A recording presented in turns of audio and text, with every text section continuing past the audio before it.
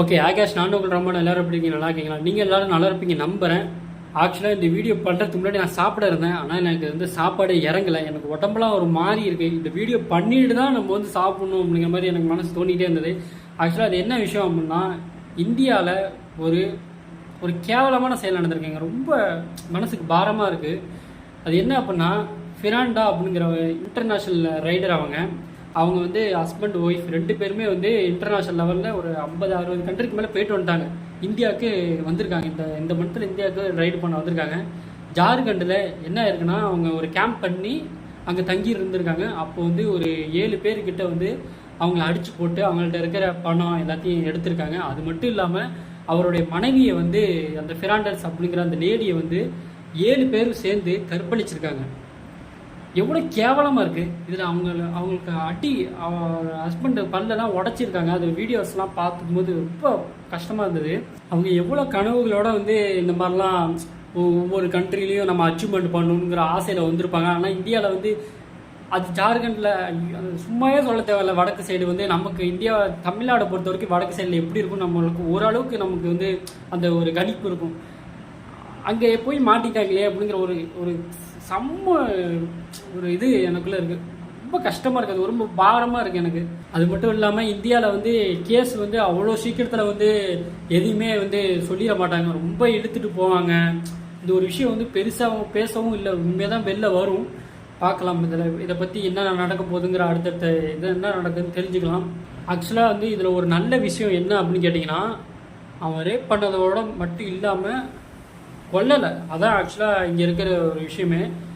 என்ன பண்ணிடுவாங்கன்னா, ரேப் பண்ணிடுவாங்க, அப்புறம் கொண்டுருவாங்க. இந்த மாதிரி தான் நம்ம நியூஸ் கேட்டிருப்போம். ஆனால் அவங்க கொல்லாமல் விட்டது ரொம்ப, அது வந்து என்னை பொறுத்த வரைக்கும் ஓரளவுக்கு மனசுக்கு கொஞ்சம் ஓகே பரவாயில்ல அந்த மாதிரி இருந்தது. ஆனால் அது வந்து தப்பு.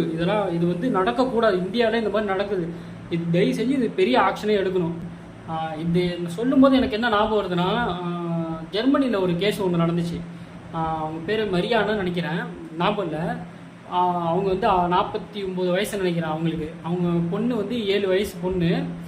அதை வந்து ஒருத்தர் கிட்னாப் பண்ணி அந்த பொண்ணை கிட்னாப் பண்ணி ரேப் பண்ணிடுவான். ரேப் பண்ணிட்டு கொலை பண்ணிடுவான். கொலை பண்ணதும் இந்த வந்து இயரிங் நடந்துக்கிட்டே இருக்கும். ஒரு 3வது இயரிங் அப்போ என்ன ஆகும்னா, அவங்க அந்த அம்மா வந்து அந்த ஸ்டேஜுக்கு வருவாங்க. வரும்போது என்ன பண்ணிடுவாங்கன்னா, டேரெக்டாக துப்பாக்கி எடுத்து அந்த ரேப் பண்ணவனை பார்த்து சுட்டுருவாங்க. சுட்டு அவனை கொண்டுருவாங்க. இவங்களுக்கும் தண்டனை கொடுத்துருவாங்க. இருந்தாலும் அவங்க போய் சுட்டாங்களா, அதை பற்றி ஒரு பெரிய வீடியோவாக இருக்குது. நீங்கள் நெட்டில் சர்ச் பண்ணி பார்த்தீங்கன்னா தெரியும். அது மாதிரி அது மாதிரி இருக்கணும். அந்த மாதிரி அது வந்து இவங்களா எடுத்த முடிவு, இவங்களா போய் சுட்டு கொண்டது. இது மாதிரி சரியான தண்டனை வந்து இந்த பாதிக்கப்பட்டவங்க கையால் அந்த தப்பு பண்ணாங்க இல்லையா, அவங்களுக்கு கிடைக்கணும். ப்ரே தான் பண்ணணும் அவங்களுக்காக. அவங்க உயிரோடு இருக்கிறத பொறுத்த வரைக்கும் எனக்கு அதை நினைக்கும் போது கொஞ்சம் சந்தோஷமாக இருக்குது. இந்தியா நினைக்கும் போது எனக்கு கொஞ்சம் வருத்தமாக இருக்குது. இந்தியாவில் இந்த மாதிரி நடக்குது.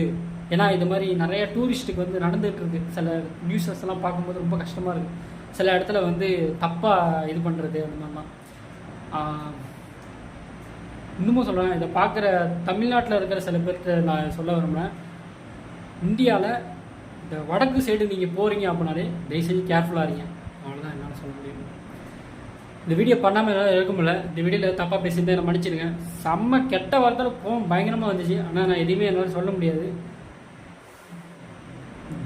இந்த வீடியோ பெரிய Rahman. Love you all. Just take care. Bye.